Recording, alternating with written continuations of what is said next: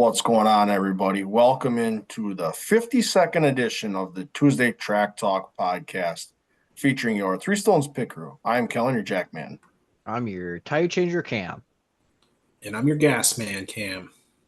So it's the 52nd edition, finally marking a year with a few weeks in the midst of what's been a full year of podcast editions here. So we finally hit the calendar year mark in terms of the number of podcasts you can listen to. So pretty cool deal there as we're rocking and rolling. But before we get into it, fellas, how we doing? I'm all right. It's got some more stuff around the house around here. I think figure out where to store a couple things and pretty much done with the quote unquote move. Nice. Settled. Yep. Nice. I don't know about you guys, but I think I don't want to jinx it, but I feel like this today felt like the first official day of fall. You had your windows open, felt it this morning, and got up this morning and went for a little walk before work, and it was a brisk 51 degrees, and so that feels like fall. And then not only that, but then we get into full swing of things. Football on Saturday, football on Sunday, racing, playoffs, everything. So fall's my favorite time of year. So just gonna try to enjoy it because it's sad, but we're about to end September already. So yeah, scary. But then then starts to fall at some point. Yeah. Yeah, but hey, at the end of the day, we got a little racing left to do here. So that we do. Let's go ahead and jump right into kind of our first quick race recap. Lucas Oil Late Models, they were at Knoxville for the Lucas Oil Late Model Nationals. We'll kind of touch on the Friday night one. That was kind of one we had all kind of narrowed in on a little bit ahead of the Saturday feature. But we kind of into it. Before we get to the late models, I actually got to mention this because I thought this was pretty damn cool. The dirt cars, the dirt car Crown Nationals, they put on a hell of a show on Friday night. And then they had mentioned this. You can't not mention this. Kelly Shryock won that feature. Damn good show. He's already run 100 races this year. He's been in the top 10 82 times. Jesus. So if you're a betting man, him being in the top 10 is going to be a pretty damn good bet. Yep. So those guys put on a hell of a show. I was excited to watch that. They put on a damn good show, but just had to mention that as he won that feature. So cool deal there.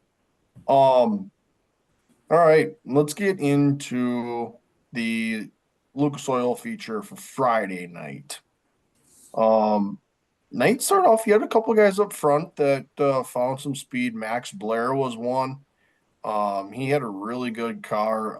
Even with the invert, he just ultimately rolled up on Bobby Pierce. He deleted that 3.5 second lead. He just rolled the bottom and he found speed there and was able to kind of catch him. And he brought Brandon Shepard with him. So Blair led a lap or two there at the scoring loop over Pierce, but just couldn't quite hang on to the lead. And then actually coming down to the end, Brandon Shepard gave it a good run there, and he even kind of showed the nose at the end to try to get that feature from Pierce. But and that was, if I remember right, that bottom line has ended up where everybody kind of ended up. They did, yep. Didn't quite widen out as much as I think some of the guys were anticipating. No, I always find Knoxville unique because the guys like to put that left front right up on the berm. Yep. And it's just they put the fender in the nose, and that's kind of a dangerous game to play a little bit because you can fold it under. But and especially how different, obviously, the sprint cars run there as well, where that berm is pretty much off limits. Yeah. Can't touch her. You're going bye-bye, for lack of better terms. So I was gonna say, Yeah, I totally understand that too. For any of you World Outlaws players, you get the old nose on that on the World Outlaws game, and your hands are going to get busy.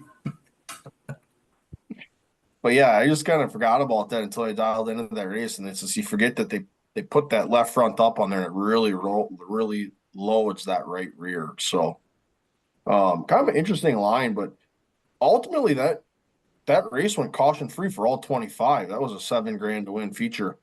Um, Brandon Shepard, 11 to second. That was a hell of a showing by the old B5. So that was damn good race. Didn't quite widen out as much as we had hoped, but your top four, and these names will resurface later too as well. Bobby Pierce, Brandon Shepard, Max Blair, and Devin Moran were your top four. So damn good race. That was just a little teaser for the 50 grand win feature that Bobby Pierce took as well. I talking about the Saturday race. Talk about a very lucky break for Squirrel, surely. Yep. With him having the issues that he had, the rain coming down and them stopping the race, Yep. able to kind of figure out what they needed to do and get back out on the track. Yep. Saved him a heck of a run. Yeah. And a good finish too. Yep. And he came up draw strong too. He went 15-2 in that race. Yeah, that was very interesting with the red with the rain. I think that's got to be the first time I've seen that on the dirt side of things where you get a little sprinkle and they just kind of wait it out, and the next thing you know, they're back racing again. Kind of packed it in a little bit. Yep, rolled her in and said, "All right, car covers for it was only like 15 or 20 minutes, really, Something like that, yeah." and sent them back out there." But yeah, Bobby Pierce managed to cash that $50,000 payday for his first Lucas Oil Knoxville Nationals. So good show. Kind of any final thoughts before we jump ahead to the next one? I'm gonna say Davenport just kind of showed why he doesn't like Knoxville. Obviously, he won on Thursday night, but he goes from 2 to 6 on Saturday night. No, it's kind Made of like that going. look. Go ahead, you got it. It's kind of like going to your in-laws. You don't want to go, but you have to be there. Yeah, for And then, clarification, he likes his in-laws. Davenport doesn't tweet too much, but when he does, it's listened to. So that was funny. Yeah. My guess is you got back to the old hauler that night after that comment and probably had a missed call from wife and said, so what do you got to say about we got some explaining to do here? But no, I mean, good race. It's always fun when you get a hard charger like B Shep going 11-2 and right there at the end. And again, Pierce, B Shep, Blair, and Moran. Not to discredit Blair, but the other three, I mean, those are three best of the business right now. So anytime you get those guys up front, just fun to watch and fun to just sit back and watch those guys do their thing and put on a heck of a show. But no, fun race to watch. Yeah, absolutely. Their season's winding down. We'll talk about it a little bit with the race previews. The Lucas Oil guys locking in their final four for the championship. So, a little different format this year, not just a single race. So, they are locked in for their finals. So, cool. Well, let's go from one big dirt race to the next. We'll send it down to Van Grohl. I'll kind of let you take the lead on this whole deal with the Four Crown Nationals at Eldora. Yeah, so this is one that I was really looking forward to. I always like it when the USAC guys get all together, all three series come in and race together, and they obviously do that for our Eldora and the Crown Nationals there. Made it 4 Crown Nationals this year with High Limit coming into the fold there as well. Touched really, really quick on Friday. Justin Peck won High Limit race on Friday, stamping a 93 race winless streak for him. And then the midgets put on a hell of a show on the first night. They had 4 cars under a blanket for the lead at one point in time, just swapping sliders back and forth. So hell of a race for the midgets on night 1. Moving to night 2, High Limit got the night started out. Actually, it was the sprint cars that got the night started out with them, but touching a High Limit. Rico Abreu, he goes wire to wire basically and wins the High Limit portion of it. He loves Eldora. I mean, that's tracks right up his alley. Yeah. And then of course, he had the tribute to Bloomer at the beginning of the race, the Dear Bloomer letter to it, and obviously how fitting is it he wins it with the Bloomer chop, yep, and then the sayings on the car as well. So Yeah, and that's pretty just cool. fitting for him. Yeah, fitting for him, and especially knowing kind of the connection there, especially with the dome when Bloomer comes out and Rico's up on his shoulders as they come out for driver intros. Probably the best driver intros in the business. But having that connection to him and being able to do that, you're gonna have to think that Bloomer was looking down on that one. Yep. So and Rico definitely loves his.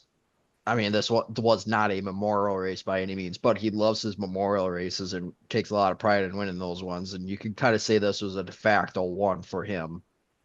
absolutely, I know, especially when you saw. I don't know if anybody saw the little tribute he put out, or the poem that he put out on his Twitter page, like a 2-minute video. It was a poem, but it was about racing, and it was a tribute to Bloomer. So, yeah. Hard not to say that Bloomer gave him a little helping hand in that race, but Rico's fun to watch. Yeah. Rico's kind of fearless. Well, that yes, and you gotta be fearless to run a sprint car, but he's fearless on a little different level, I think. yeah. So, and lo and behold, he's actually second in their point standings right now. He leapfrogged Tyler Courtney. He's got 8 wins on the year so far. People He's really forget come that. on as of Actually, late. I saw that Master Gassers, I believe, put out the earnings money. He's second in the year behind Gravel in winnings. Mm-hmm. Dude's won $555,000 this year. He's coming on as of late.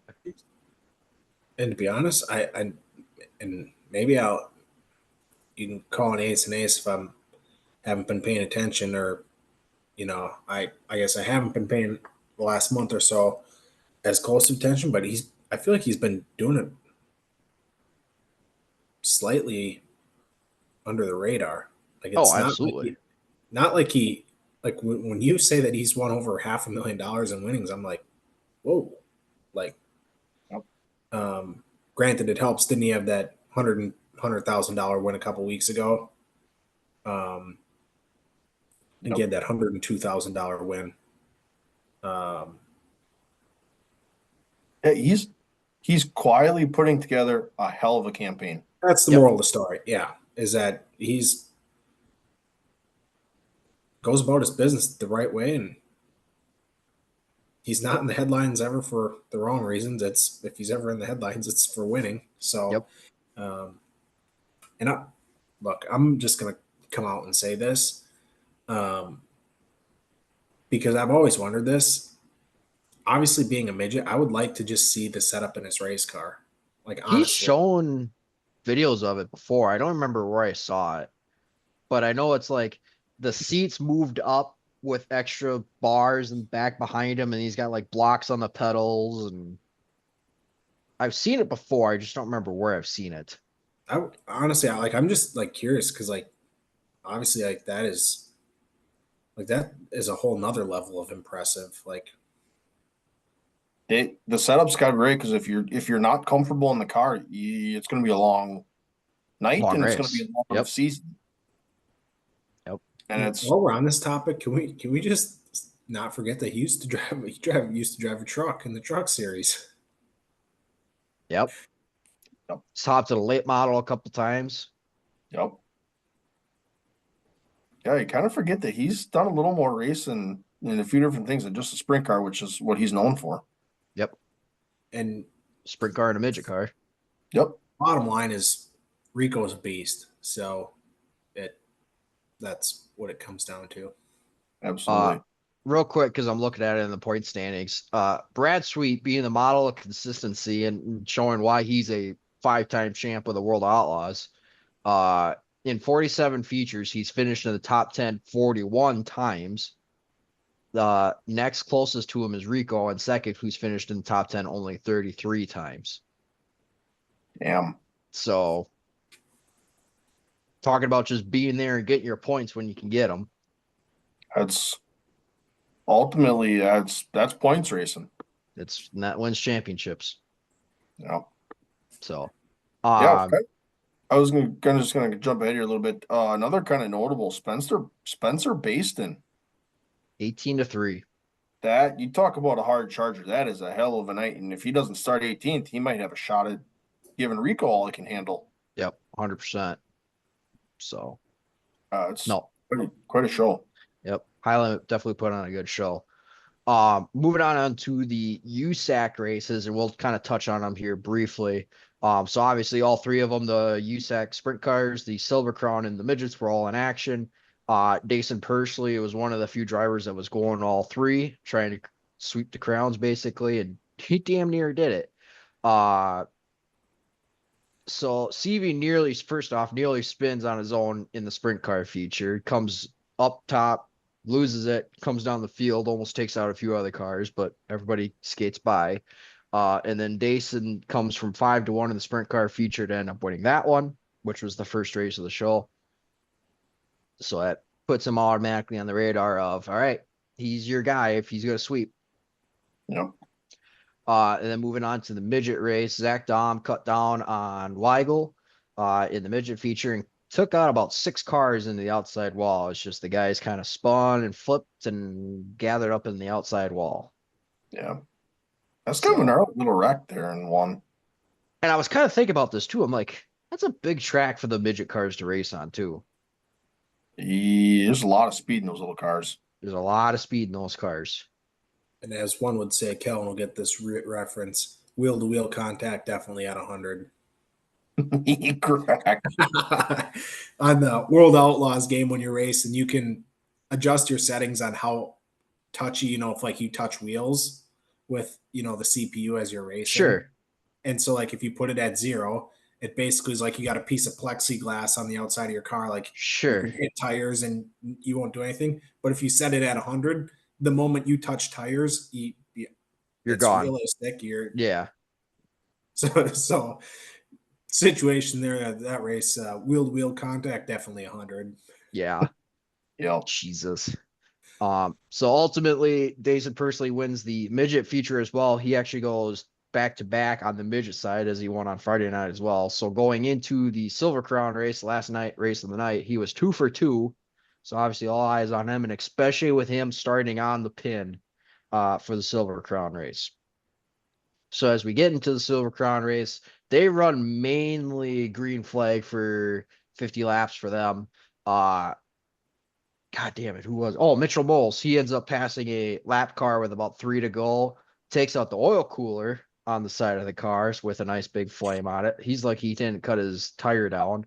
But again, Mitchell Moles, who took the lead with 13 to go, leads 13 laps into the race, leads the last 37 and ends up winning the Silver Crown race. So spoils Dason Persley of his Silver Crown sweep.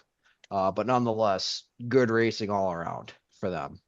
I just want to look up the Silver Crown results real quick, see where he finished. One of the few dirt races on the Silver Crown schedule. Yep. Oh, a lot of action at Eldora. Mm-hmm. He finished 4th. Dason Persley finished 4th. One. That too. I know we had that video in our group chat of how dusty it got. Yeah. But when you're on 4 races and you're trying to just click them off, she's going to dry out at some point. Yep. Yeah. So Silver Crown, that was a 15,000 to win. Let's see if I can see what the other ones were real quick. Oops, wrong race. Bennett full.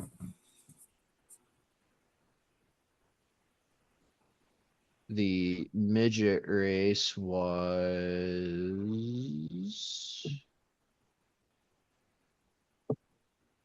Oh, come on. Where is it?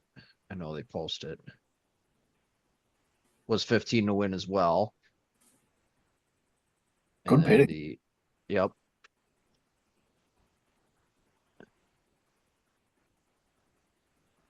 So I think they were all 15 across the board. That's right. Yeah, I think I did see that they were all 15. So either But way, yeah, good money on the line for sure. yep. Good money and So big car count. correct. Yeah, that's the thing. The big car count. You had a lot of guys there. So again, good race, good event.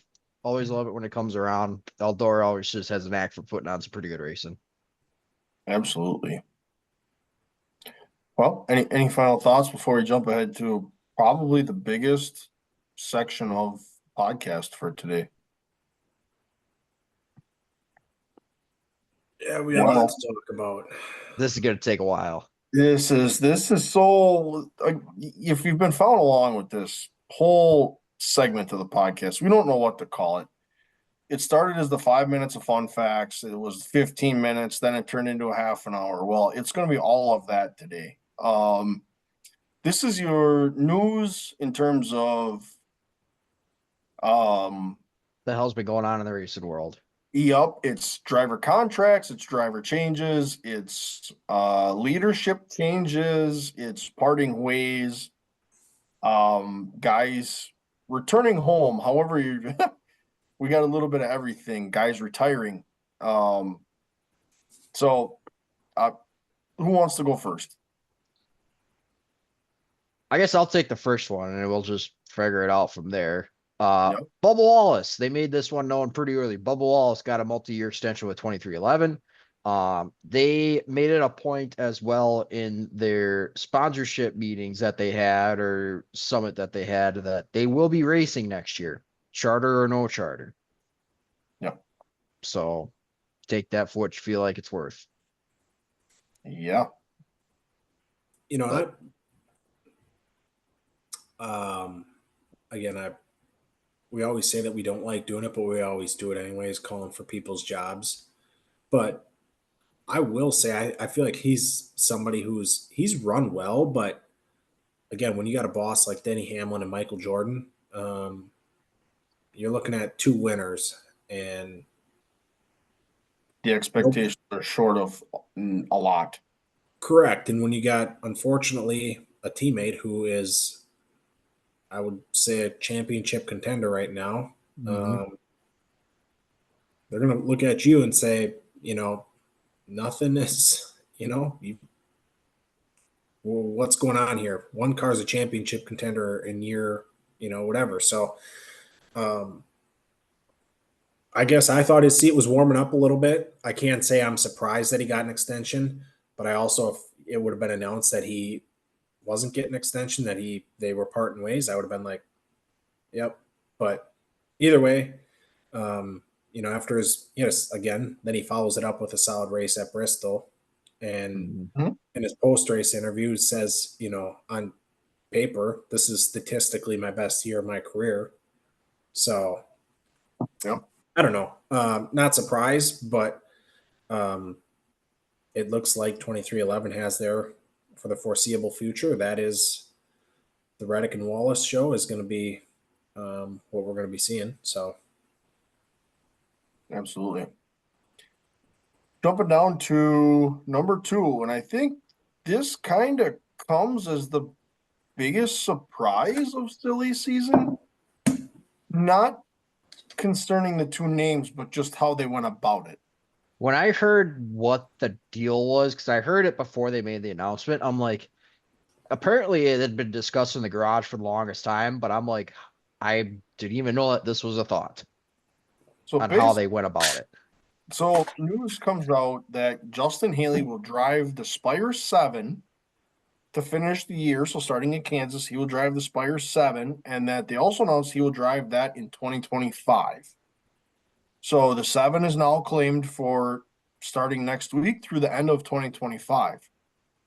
Corey LaJoy, who did occupy the 7, he will shift over and drive the Rick Ware Racing 51. So basically, an in-season trade. Yep. Is how I looked at that, I guess. That's A trade with Spire confirming their lineup for next year. correct. We love when there's smoke coming out, and we love if there's some coals that are warm. We love throwing gas on them.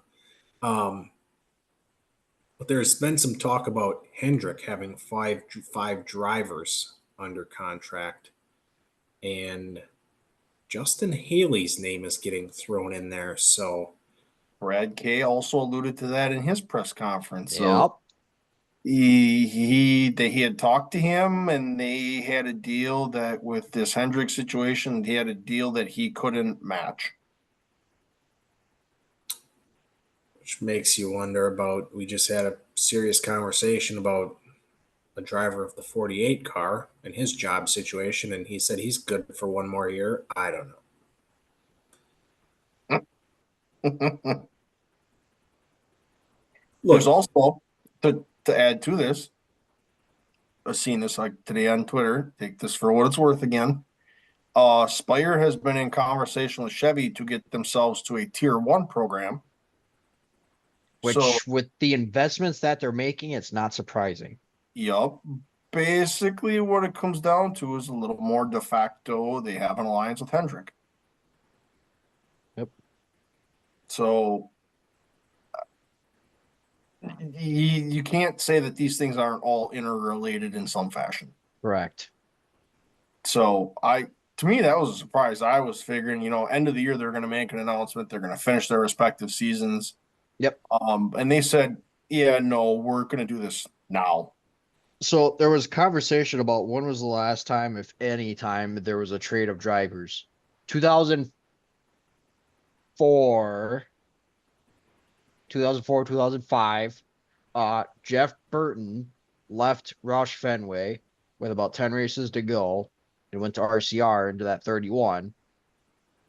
And then Carl Edwards jumped into that 99. So it wasn't a trade per se, but drivers have obviously way back when you had multiple drivers run multiple seasons or with multiple teams throughout a year. Yep. But that's the most recent instance of a driver leaving a team in the middle of the year to go to their future team. So literally 2 decades. Yep. Yep.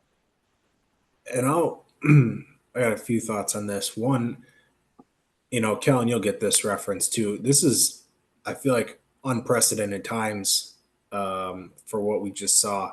But I would compare this to a couple years ago when, Ben Askren, for anybody that knows, he was in some fighting league, and all of a sudden, for the first time in history, he got traded to the UFC. Yep. And it was the first trade in UFC history. Nobody even really knew it was a thing until it happened. Yep. But somehow it was always an option. And I think this is the same situation. It's like, I didn't even know this was an option, but apparently it is. And to be honest, I think it's kind of awesome. I think you see it in. I think you see it in other sports. A football team. Obviously, I want to set some boundaries here. Like, you shouldn't be able to trade somebody who's a playoff driver in the playoffs at this point in the year. Whatever. Like, you should have like a trade deadline, like like the NFL. But outside of that, I think it's kind of awesome. 2 drivers, one's on the up. If both teams think it's a good deal for us to swap drivers and for whatever reason, go for it. But I would caution, I don't want this to turn into just ring around the rosy of all of a sudden it's like, oh, who's in the 48 this week? All right, 6 weeks later, oh, got another trade. But no. Just because I am interested in kind of the business side a little bit, I'd be interested to see what happens with the sponsors. Do they Mhm. jump ship? Do they stay with the teams that they're on? Because you have to That's think there's been some contracts that have been signed there as well. correct. So I don't know. I'd be interested to see that as well. So What And now it gets a little bit interesting because yes, Haley is getting a jump with the 7 group, but he is not going to be with his crew chief for next year, who will be Rodney Childers. yep.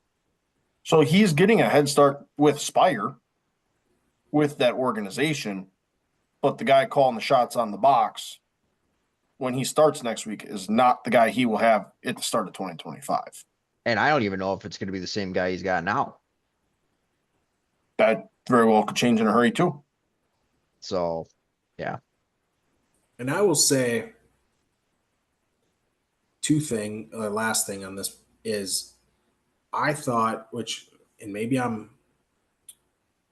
missing it, maybe I'm not, but everybody questioned the Justin Haley move from colleague to Rick Ware. And I think I speak for all of us that Justin Haley is definitely outdrove his equipment this year Absolutely. and outperformed. And to be honest, I'm looking at him going, I don't know who Ford, necessarily has in the pipeline, but it's like I would have thought Ford would have been like, hey, this is somebody we need to keep.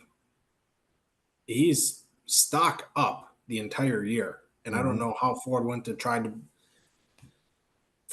been like, hey, this is somebody we need to keep in our camp. And I don't know. Maybe it came down to pockets. Like maybe Brad K is right. Maybe the deal he got is just that steep. Who knows? But stock up for Justin Haley. And I thought, Ford probably, maybe they did try to do their best to keep him. But I guess kind of the last question on this point, I'll let you guys kind of hit it, but what are the real reality expectations for him in the 7 next year?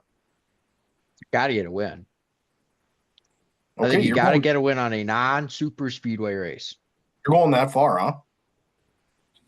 You got Okay. Rodney Childers on the box.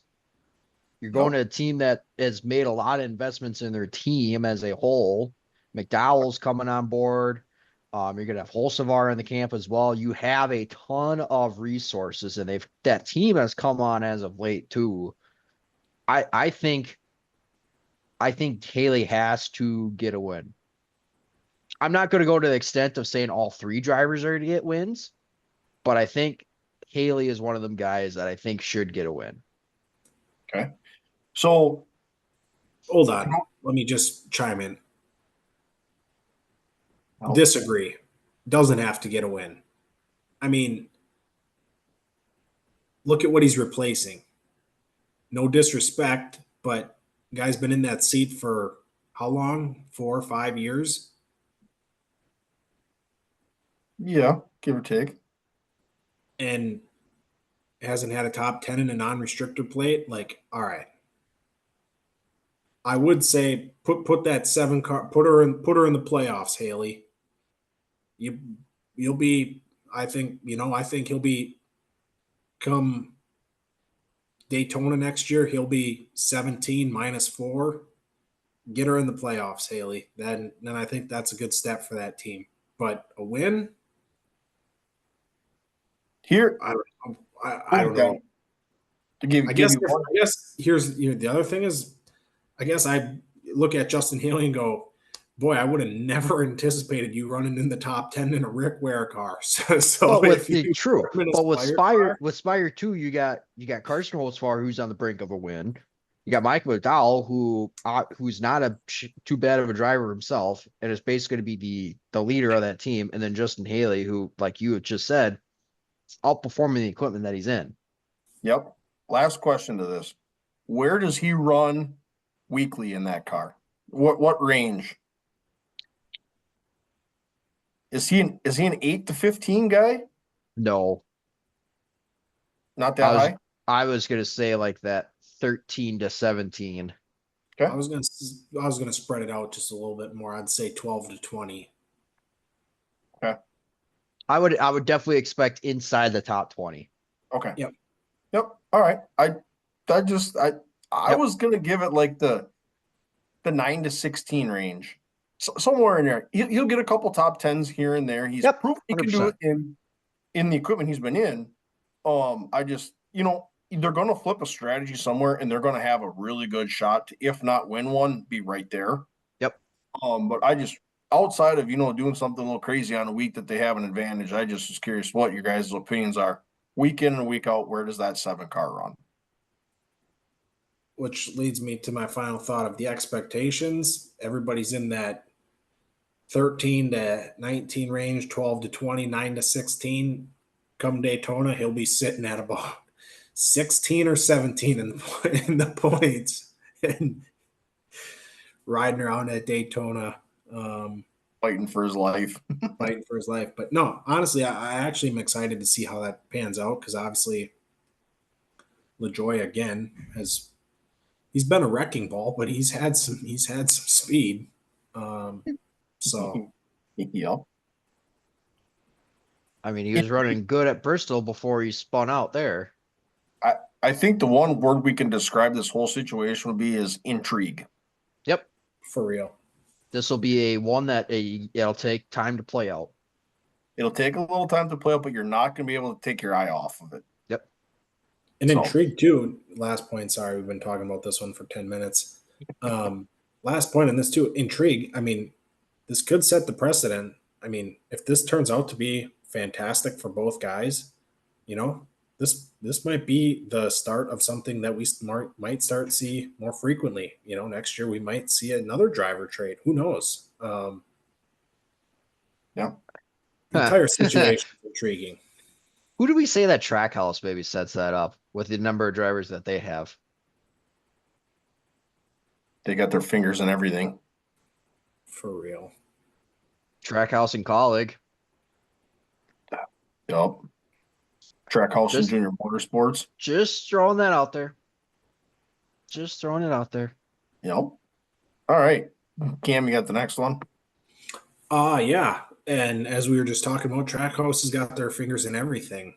But this time it was on the opposite end. But Ty Norris announced that he is leaving Trackhouse. And it was not shortly thereafter that rumors were that he was going to Colleague. And shortly thereafter, it was confirmed.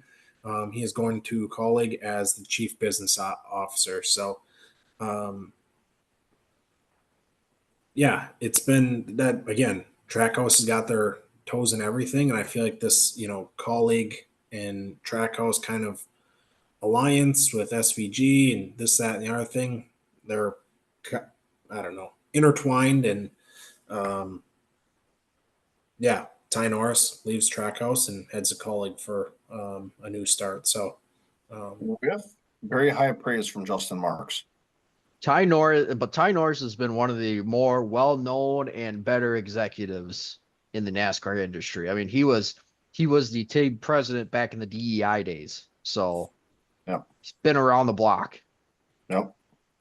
Proven he can build an organization. Yep. So, Yep. All right. Heading to the next one. all right, I'll I'll take take- this one too. Here, Harrison go for it. Burton to AM Racing in the AM 15 for the Xfinity Series 2025. I'll say I was a little bit surprised this is where he wound up, but he did say one thing that was important was that he went someplace that he felt he was wanted. So again, this is coming off this. Again, I don't want to disrespect, but this AM 15 car coming off of a relatively not very good year. Expectations are, I would say, relatively low. Good chance for Harrison Burton to come in and be a wealth of knowledge in a Ford car and hopefully see what he can do to shake it up and see what he can do to build that program. You were just talking about the Ford program and where their pipeline is. You just brought it up. Harrison Burton stays with the Ford program by doing this. Yep. Absolutely. And obviously this car was the car that Deegan was in earlier this year as well. Vacated, had a few good runs with a couple Cup guys. And I kind of honestly forgotten about the 15 seat there for a while. It's been very quiet. So kind of forgotten about that one until Harrison Burke breaks a little news. Yep. Staying in the Xfinity series. Obviously last week we talked about Parker Kligerman stepping away full time. Big Machine did not waste time announcing their driver. They are tapping Nick Sanchez from the trucks to drive their number 48. I think this was kind of a quiet move too. I didn't see Nick Sanchez moving up. I did not either. I figured he had one more year in the truck series and Yep. then Jump up. he make a move from there, you know. Yep. Especially with all of the departures from the truck series. He was going to Yep. have an opportunity to run out front weekly with that series. So again, it'll be interesting to see how that whole deal shakes out. So, man, Grove, we got. Yep. I was gonna say I Sanchez could. probably thrilled to get out of the truck series and get away from Crafton. Speaking of truck series, Dawson Sutton will be replacing Ty Dillon in the Rackley War 25 truck for the remainder of the year. Dillon will remain on the team as a driver coach. Obviously, Dawson Sutton, very notably, is kind of the family truck. He's been running the late model for them these handful of years. Will be jumping into the family truck starting next year. Start for the remainder of the year, and would expect to be next year as well. So this kind of leads again to where there's smoke, there might be a fire. Ty Dillon's kind of been rumored around that Colleague 31 car. Does Ty Dillon have his plans figured out? And Rackley said, we're going to get our guy and we're going to start him now. And Colleague has come out and said that they still have a cup lineup to announce yet. Yep. They're So- 31, and they do have that 13 yet as well. And you don't know where Hemrick's going yet either. Yeah. So maybe there's a little smoke with fire on that whole deal too. So time will tell. What is going on? So Hemrick doesn't. If I don't know, head scratching. If Hemrick doesn't get a second year, or I don't know. I guess Colleague. I'll just honestly, Colleague's done some head scratching stuff. Yeah, just throwing it out there. Honestly, like they have, and I don't know. I guess I'm just prepared to scratch my head again. got it. Going down to the next one, we'll leave that right there. Landon Hoffman comes out today and says that he's got a ride for the Valley Star Credit Union 300 at Martinsville this weekend. Big late model stock race in Martinsville. Also comes out and says he will be going full-time Cars Tour race next year with the Carroll Speed Shop. So solidifies his plans for next year for his racing season. So cool deal that he gets to announce that. One, he's got a ride for the weekend, and two, he doesn't have to stress too much about next year because he'll be in a seat. And obviously he'll have his family car as well for any filler type of races as well. Yep, absolutely. So So good for him. Connor Hall going to that race this weekend or no? Sure think so. I would expect it. You should Stop it. you lose it every time. Dude, he is showing up and immediately parking the hauler and going to find the race official. Oh my god. This dude doesn't give up on this stuff, does he? And you laugh as hard every time at this too.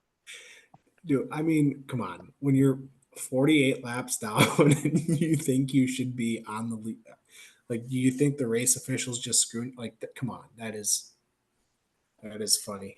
But All right. Carry on. Yep. all right, Let's talk dirt news now. yeah, Yes. go ahead. Jump right in.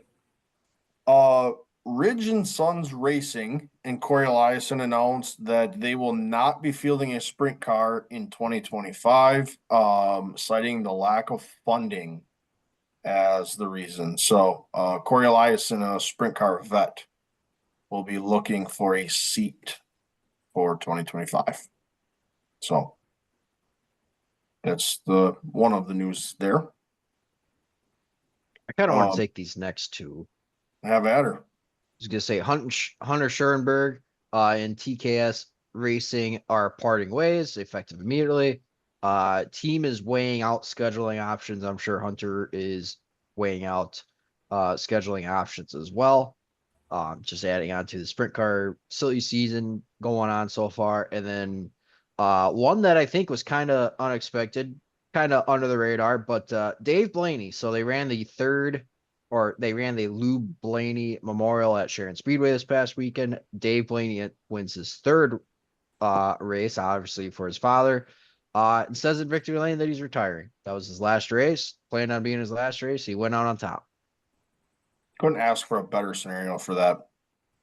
You could tell how emotional he was, and just seeing it, that was very cool to see. And just you couldn't ask for a better victory lap, if you want to call it that, literally. So that was cool to see. And kudos to the World of Outlaws too for showing the highlight of him winning the race and acknowledging that he was retiring, obviously being a former champion for the Outlaws as well. I still go back to when he won the Outlaws race at Sharon Speedway a handful of years ago. Upset all the guys, and crowd went, that place went just crazy. Absolutely. So cool to see. Yeah, absolutely. Kind of a little bit of news on the dirt late model side of things this week. We find that Kai Blight is parting from his US based late model team, and he will be returning home to Western Australia for the 2025 season. So he'll be headed back down under to be racing full time back at home. So it's a little dirt late model news there. Yeah. Last one I want to touch on here real quick came out today. IndyCar has announced that they will have a charter system starting for 25 teams. And then as the system goes on, I want to make sure I get my wording right here. I thought it was going to go down to 22 based on so entry also charter, they'll have qualified guaranteed position in each race, except for the Indy 500. That is still going to be the fastest 33. And an annual award program that compensates the top 22 finishers in the prior year's season. This is a deal that runs through 2031. So 25 was given out to each team with a maximum of 3 per team, which makes sense of why Chip Ganassi went from 5 to 3 earlier a couple weeks ago, in coinciding with this charter system. So they had obviously come to a charter agreement, as we've been talking about that with NASCAR, and he made a move knowing what was coming. Yep. So smart business decision, let's be honest. Yep. Also, it looks like we're 3 for 3 as far as the podcasts and somebody not wearing a shirt. Yeah, again, he ain't listening, is he? No. My Atlanta. What the hell? Unbelievable. Some people's kids, I tell you. For real. I guess from one unbelievable to the next, why don't we go ahead and let's wrap up this Bristol night race. We're gonna have 2 big conversations coming out of this one. Yep. Where do we even want to start? Well, Larson took the woodshed and all the wood out of the shed. And he on gave this one. Yeah. I mean, this was as bad as Truex in that Coke 600 race, Larson at North Wilkesboro. I mean, Eckes dominating the spring race in the truck series. Yeah, just an ass whooping. There's no way of putting it. As Luke Straight up ass whooping. As Luke Fickle told the Badger team the other day, if you haven't had your ass whooped, you did now. Well, that was the Cup Series field. Let's be honest.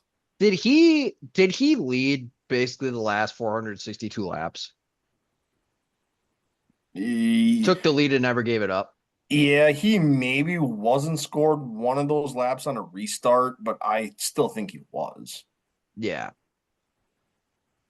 Because let's see. What's the percent? Let's even look at what the percentage is on that because that's asinine. Yeah, because Bowman led 34, 92% of the laps. He led 92.4% of the laps. Talk about just scorching the field.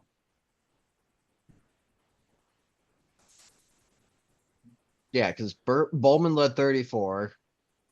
Bubble led a lap. Reddick led 3. And then Larson obviously led the rest. Put on an MF and clinic. That's all there was to it. Yeah. So, and then obviously, the other things that come up with this is the tire situation. Everybody, obviously, that was the expectation coming into this was what were the tires going to do? Obviously, it was a lot warmer than what it was in the spring race. And the tires just did not fall off as much as anticipated, and there were no green flag pit stops. Yep. Yeah. They claim that was the same tire compound. I heard this conversation today from Todd Gordon on the late shift on Sirius XM, and I thought this was interesting because obviously the conversation came up of, do you need more horsepower? Because the more horsepower, theoretically, you burn off the tires then. Yep. He argued that you need to have a smaller tire. You need to go back to the 10-inch tire and not this 12-inch that we currently have. Keep the same horsepower, keep the same car. You need a smaller tire. Yeah, I can agree with that. I mean, you got to do one of two things. You either got to put more horsepower in them or you got to narrow the tire up. Same effect, different different ways of going about it. Yeah, there's 9 ways to skin a cat. Yep, that's what you do. For those of us who aren't as smart and as intelligent, what will going from a 12-inch tire to a 10-inch tire do? It burns it off faster. It's 2 less inches of contact on the surface. Yep. Or just literally you just don't have the grip. Yep, there's less width. Just don't have the grip. Yep. Which you do the same thing with adding more horsepower compared to the tire.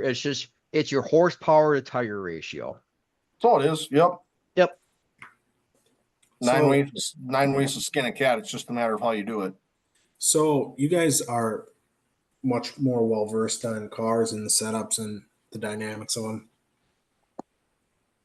Why do we never hear an NASCAR guy say, give us a 10-inch tire? Why is everybody always begging for more horsepower? Is it because they want speed? Yeah. Drivers want speed. Crew chiefs want less tire. Yep.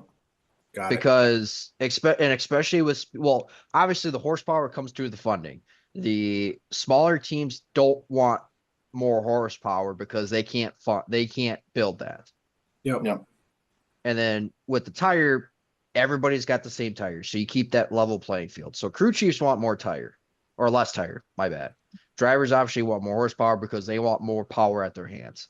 The thing that came up with it too was, I'm trying to remember what the argument was with the horsepower. Oh, it was, what more do we have to prove with horsepower? We've proved that we can get up to the speeds that we can with these cars. Yeah. What's the point on getting more? You should be fixing the racing, you should be going for racing, not for speed, is basically what it was. Yep. Your diminishing return on adding horsepower is not a lot. Yep. So that was the argument that was made this evening on my brief time coming back from my travel to here that I got out of it. Yep. There's conversations around, and the short track package has not been great. Let's be honest. Correct. And notably when we switched to this car. Yep. It's a very distinct. So when we switch this car, we'll kind of get into the race here a little bit, but we missed them last week, so we're gonna hit them now. The Gluck poll, 27.2% of people said yes, that was a good race. Bristol, that race in the rankings is last of 19 Bristol races, including the dirt. And in this poll, that race ranked 55 of 56 on short track races. the one that finished last was the Martinsville Spring Race from 2 years ago. That was single file, one lane. There was three Yep. freaking passes the entire race, whatever it was. Yep. Yep. So the glaring reviews, not great. It didn't, I don't know, it didn't feel that way to me, but I don't know. Maybe I'm wrong. I saw a comment. I'm going to see if I can find it. So I'm going to let you guys talk. I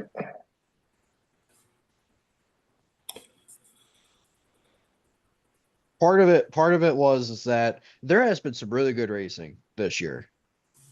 Oh, absolutely. Oh, I bet you I'm not going to find that comment anymore. Dang it. Just not as consistently as what we're used to. Ha, there it is. I found it. So historic racetrack aerials. Basically, he just posts old racetrack photos. Had an interesting comment. He says, I think I've only hit no on 3 races this year because the worst NASCAR race is more palpable than most other sporting events, which that's more personal preference than anything. But last night is what you call in the business an eye-opening experience. The industry is terrified of failure, so we trudge on with this. Do we consider the spring race with the tire experiment failure? I don't even think it was an experiment. It was just you were given a cold weather race that severely altered what you had planned coming in. You brought the same tire back. Nothing. There was only one thing changed. 2 things. One, it was warmer, Yep. Tom. and 2, you put PJ1 on the bottom. I guess my follow-up question to that was that a mistake spraying those bottom 2 feet? I think they should have sprayed the top too, personally. I agree. They should have sprayed right up against the wall. Or in the upper groove, whatever that was. Yep. I think they should have done that. Yep. Because they had the resin for the Xfinity race. They kept whatever was left of that and then did the 2 feet of the PJ1 Yep. on top of it. Mm-hmm. So the other thing that came up too Again, was we're going back to this conversation. We talk about super late model racing. What are we doing to fix racing? We're just spraying. Why are we just spraying? Yep. Why do we have to spray? Why can't we find a permanent solution that fixes that? Then we don't have to spray. Yep. I get it. It's Hoosier. It's Goodyear. It's a different combination. It's a different story. It's a different setup. It's different tax brackets, however you want to say it. But it just feels like in all of racing right now, asphalt side of things, what are we doing to solve everyone's problems? Get out sprayer. Yeah. I don't know. Yeah, I just Kind of head scratching. if you like old school Bristol where you run the bottom, I mean that was your type of race. But the other thing too is, and Arrow's obviously not as president there, but it was there. You couldn't get a guy to run that top or even get close to a guy to even kind of nudge him out of the way. You just stalled out. That was the thing is you were looking at it and they're talking about Martin Truex to get a speeding penalty, which kind of unfortunately killed his playoff hopes. But he's in the deep in the field and he's struggling his ass off to get by a Colleague and Rick Ware racing cars. Yep. In a Joe Gibbs ride, like when you've been running top 5 the entire race. No knock on those 2 organizations, but let's be honest, the Joe Gibbs crew is going to have a little more behind them than those 2 organizations. Tier 1 program. Bingo. You got it. I don't. And unfortunately for him, that speeding penalty kind of eliminated him. Dude, that was actually painful to watch, to be honest with you. That was like death by paper cuts. To have a rocket as fast as he did, and then he made one slip up, and then he literally the story of his season. It just agonizing, like watching him not be able to get around anybody. And I was actually listening to him at his scanner up during the race, and didn't say really anything. He was just driving the car, and they were giving him lap times and 0.2 better there, good 3 and 4. try this in 1 and 2, and he just did not say anything and just drove the car. And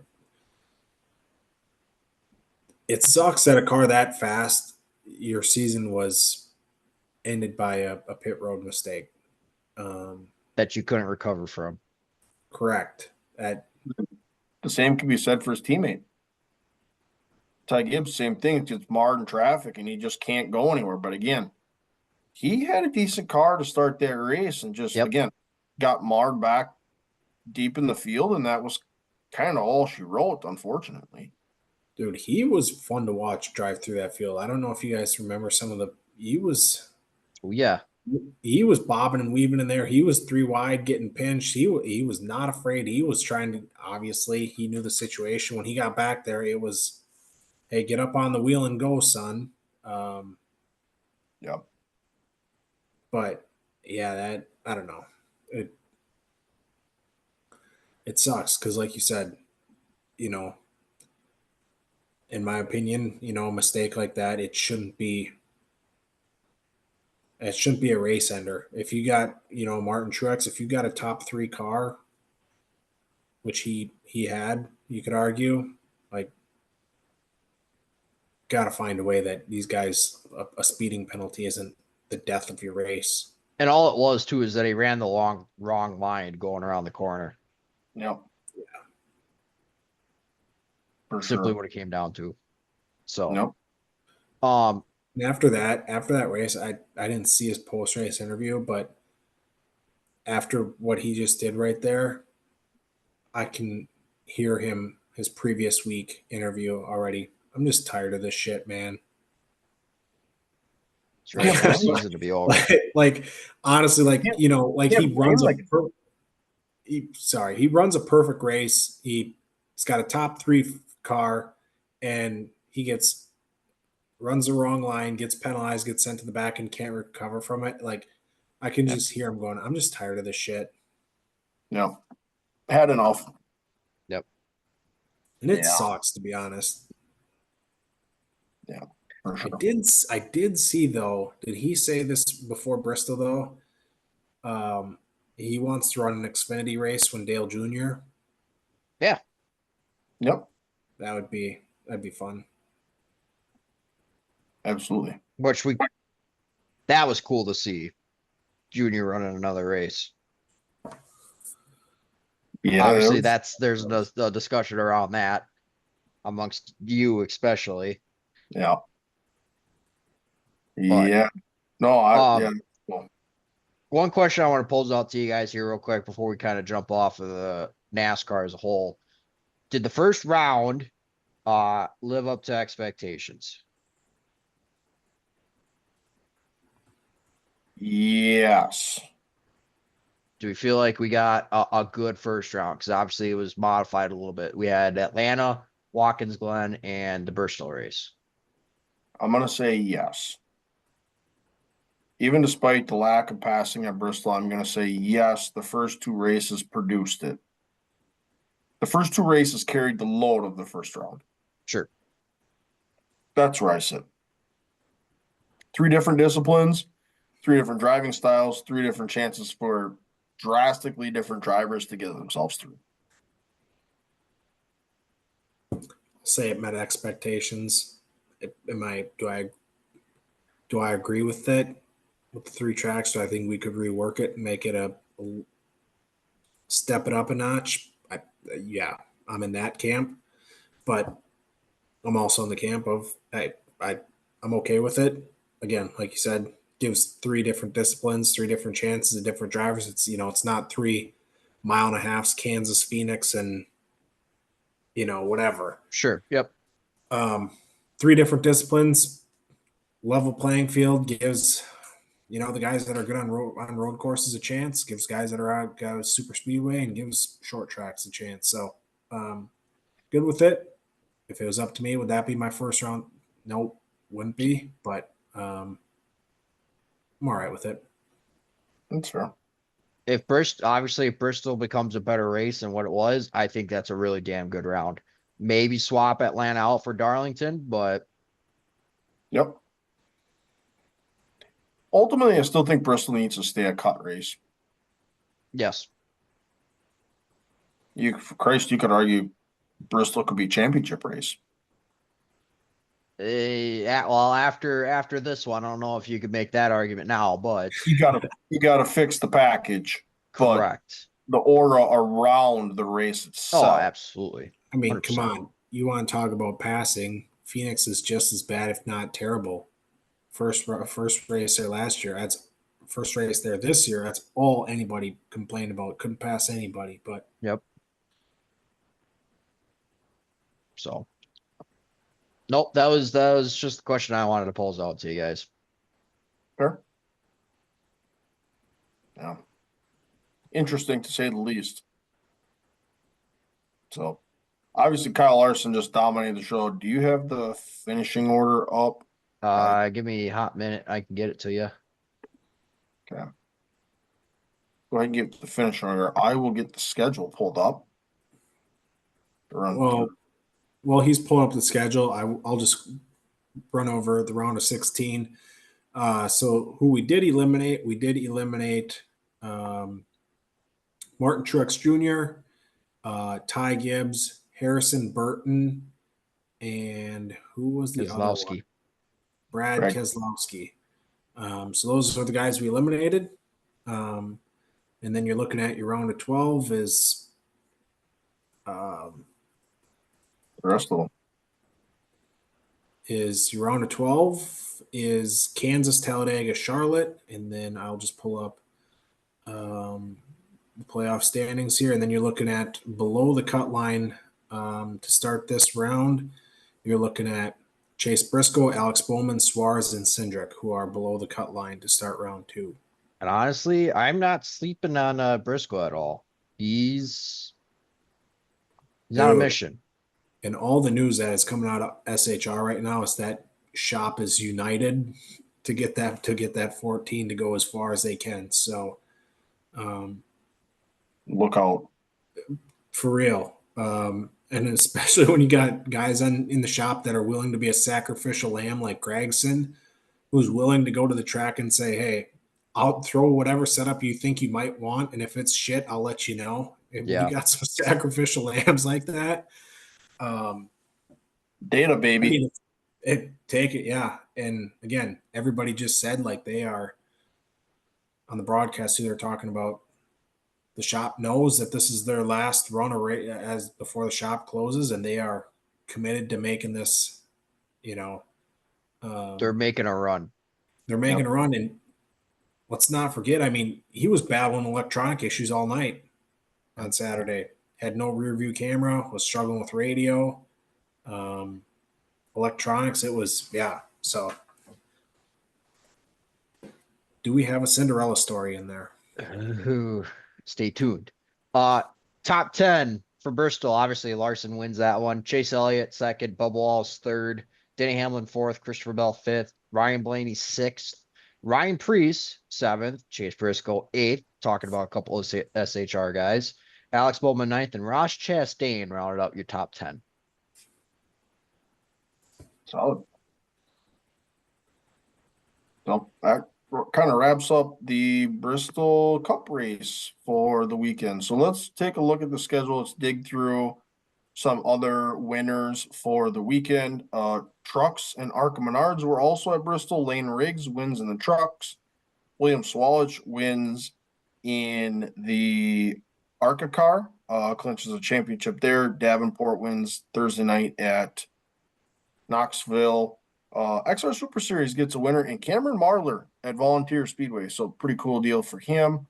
Cole Custer wins the Xfinity race. Justin Peck, as we had mentioned, with High Limit. Pursley as well at USAC. Bobby Pierce wins the Knoxville Nationals. Paul Rice Sprint Cars at Creek County Speedway. You got Noah Gass getting one done.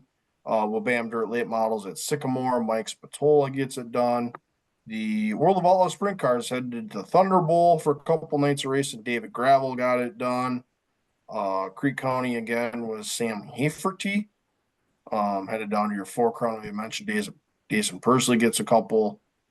Rico wins one. Thunderstruck 93 for the Midwest Tour. Cool deal here. They're back for the first time in quite a while. Justin Mondijk captures his third career Midwest Tour win. And as we kind of look at the finishing order for that one, that was a pretty good feature. Mondijk, Vandergeest, Reavers, Gady, Fredrickson, Summers, Island, Sayerkeski, Mueller, Valento, Stenjum, Swanson being your top 12. So good to see Island back in a car as well. NASCAR wheel and modified tour at Monadnock. Patrick Emmerling gets it done. World of All Sprint Cars at Thunderbolt. Carson Macedo gets a feature. Past Super Lates at White Mountain. Derek Griffith gets one. American Canadian Tour, Gabe Brown. And then Formula One in Singapore. And that was Lando Norris. McLaren is making it interesting for the Constructors Championship here as we get in the later part of their season. Absolutely, they are. So those are some winners for the previous weekend worth of racing. So let me go ahead and we'll jump into some race previews. Who wants the first one here? I think this is kind of up Cam's alley here.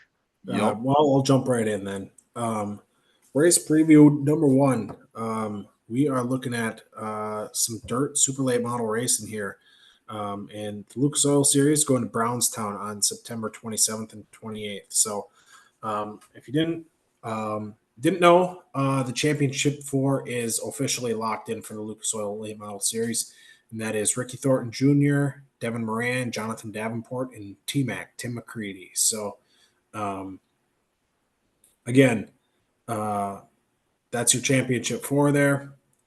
There are 20 contingency awards to be handed out at the end of the year.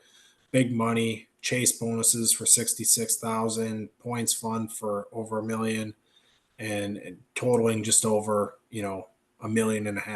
So for $1,050,000. So obviously big money there. And Lucas Oil goes back and revamps the final championship 4 after last year. A little bit of scrutiny from the drivers the way the championship was handed out. So went back and reworked it a little bit, and now we go. Oh, it'd be cool to watch that one. Yeah, and I will give one shout out here. Somebody who we encountered at Cedar Lake and was super fun to talk to, and just in his interview said how much effort he's put into it and how hard they've worked.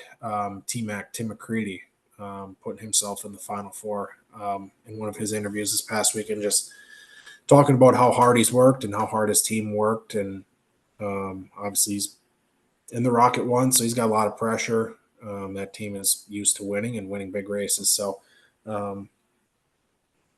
happy for T-Mac to get himself in there, and don't want to say a resurgence, but just a gentle reminder to everybody. He still got it, and he still raced with the best of them. Absolutely. Yep.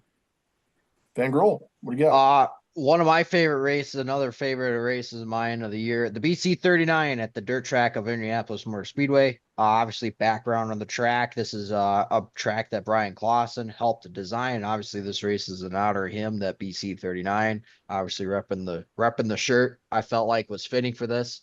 It's the 6th running of this race, 3-day event that saw Thomas Meserol and Justin Grant win it last year.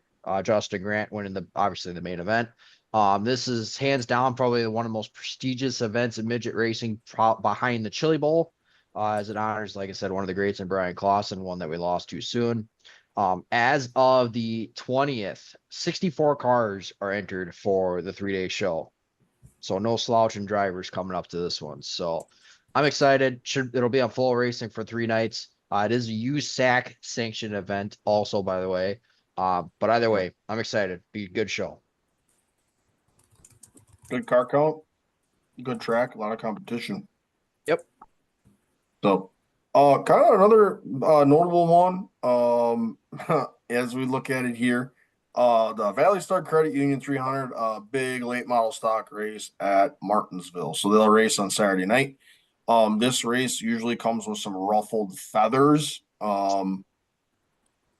Guys are passing is at a premium when it comes to this event. So there will be some hurt feelings at some point, but ultimately they'll have to crown a champ for that. Trevor Ward was your winner last year. If you remember, he had that absolute wild battle with Landon Huffman when they ran too wide with about 3 to go in that race, and it was just Yep. back and forth, side by side.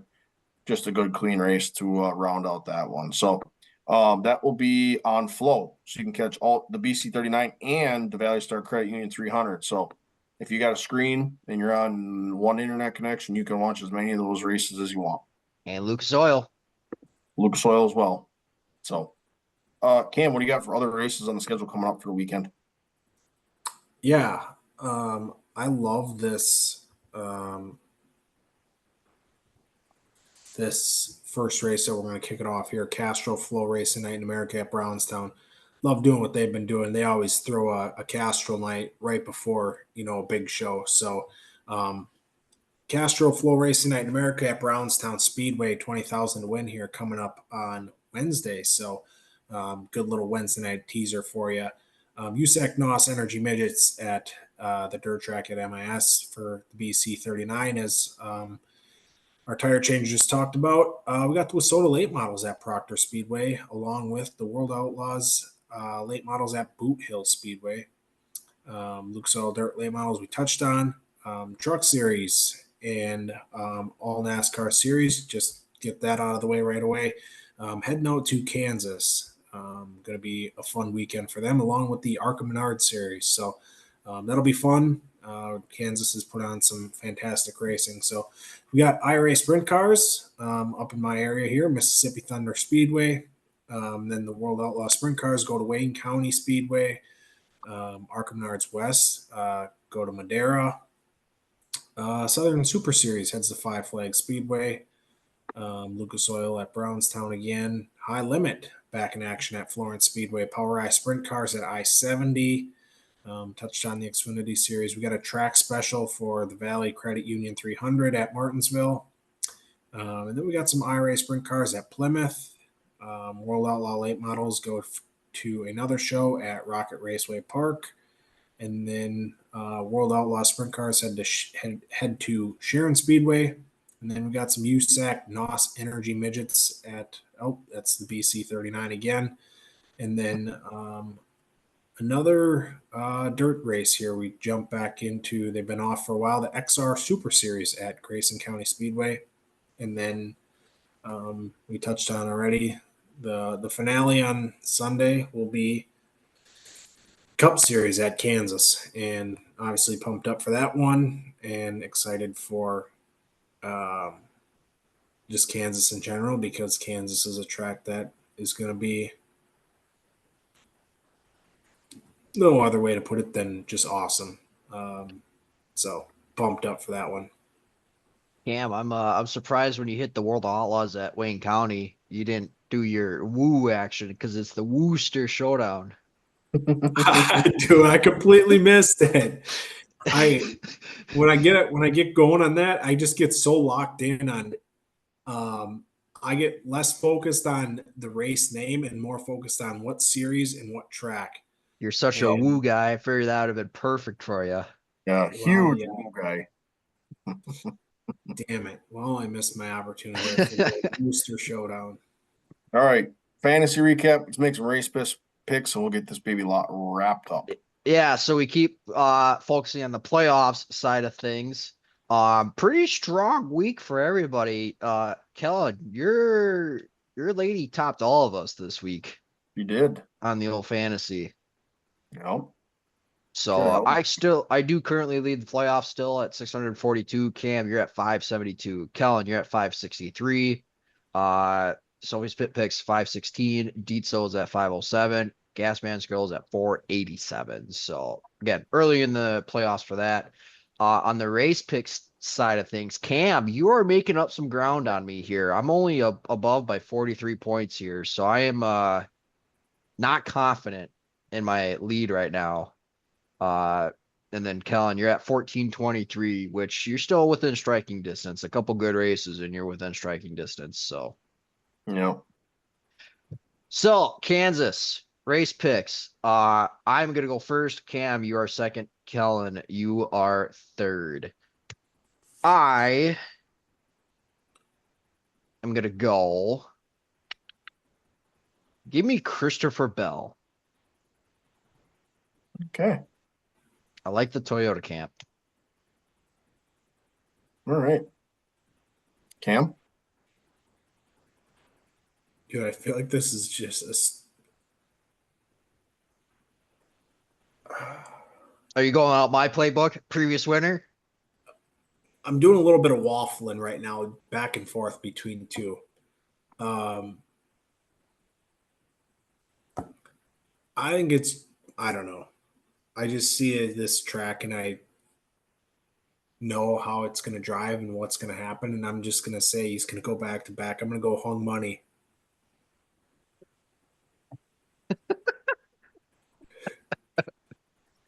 I mean, he hung one on the field at Bristol. So Yikes. And do you not see Kansas and do you not go four This is lanes? a Larson track.